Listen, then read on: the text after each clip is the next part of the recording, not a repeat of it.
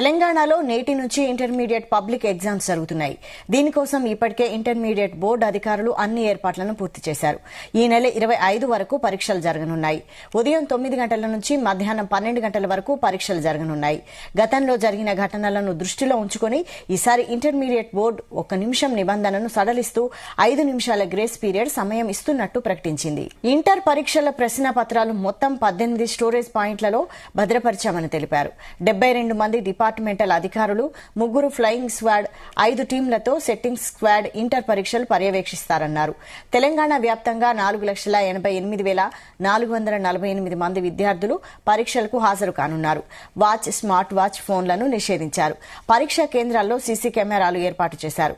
విద్యార్థులు ఏదైనా సమస్య ఉంటే సంప్రదించేందుకు ఇంటర్ బోర్డు టోల్ ఫ్రీ నంబర్ను కూడా ఏర్పాటు చేసింది.